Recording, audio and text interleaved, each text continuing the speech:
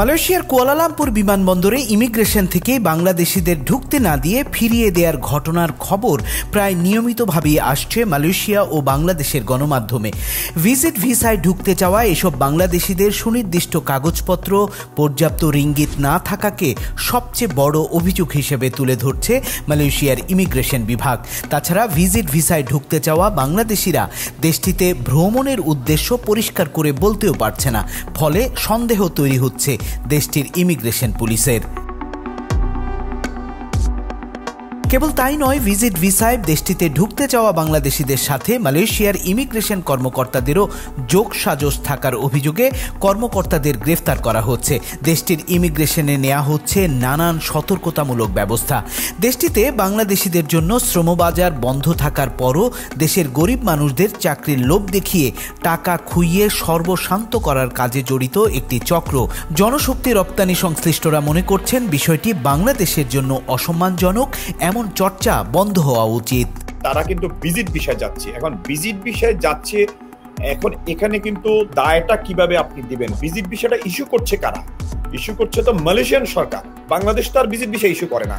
তো মালয়েশিয়ান সরকারের উচিত যে ভিসা ইস্যু করার আগেই যাচাই বাছাই করা যে সে সত্যিকারে ভিজিট ভিসায় যাওয়ার মতো যোগ্য কিনা, সেই যাচাই বাছাই করে ভিসা দিয়ে তাকে আসলে এয়ারপোর্ট থেকে ব্যাক করা, এটা আসলে আমাদের জন্য সম্মানজনক নয়। জনাব ফখরুল আরও জানালেন, এসব কাজের সাথে রিক্রুটিং এজেন্সি যুক্ত নয়। রিক্রুটিং এজেন্সিগুলো কেবল কাজের ভিসায় কর্মী পাঠায়, ফলে এসব কাজের দায় তাদের নেই, বরং ভিসা দেওয়ার আগে যাচাই বাছাই করা দরকার মালয়েশিয়ান দূতাবাসের। রিক্রুটিং এজেন্সির কোনো লোক তো ফেরত আসছে না, কারণ রিক্রুটিং এজেন্সি পাঠায় হলো আপনার যারা এমপ্লয়মেন্ট হিসেবে যাবে, কাজের বিষয়ে যাবে, কাজের বিষয়ের কোনো লোক কিন্তু ফেরত আসছে না। এখন যারা ফেরত আসছে এয়ারপোর্ট থেকে, তারা হচ্ছে ভিজিট বিষয় অথবা স্টুডেন্ট বিষয় অথবা ট্রানজিট বিষয় কোথাও যাচ্ছে।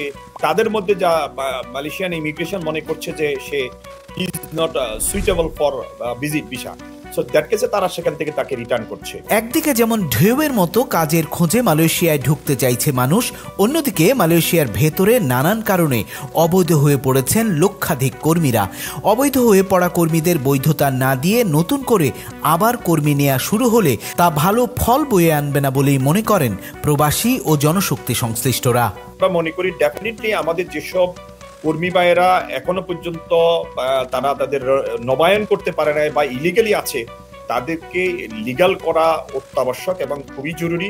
ডেফিনেটলি সেটা ইনশাল্লাহ আমাদের দুই দেশের সরকারের সমঝোতার ভিত্তিতে সেটা করা হবে। আবার কিছু কিছু আছে নদীপথে আসছে, দালাল চক্রের প্রতারণায় পরে তারপরে ট্যুরিস্ট বিষয়ে এসে থেকে যাচ্ছে, এই কারণে কিন্তু অবৈধ হচ্ছে। আবার এই যে 2022-এর মধ্যে যারা অনেকের ভিসা শেষ হয়ে গেছে 2022-এ, যেটাকে মাইজি সিস্টেম বলে, তারা আবার পরবর্তীতে রিনিউ করতে পারে নাই, যার কারণে অবৈধ সংখ্যাটা খুবই বেড়ে গেছে।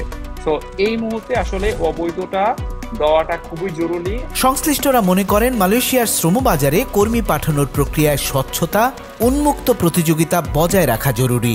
আর তা করা গেলে কম টাকায় দেশের শ্রমিকরা যেতে পারবে স্বপ্নের দেশ মালয়েশিয়ায়।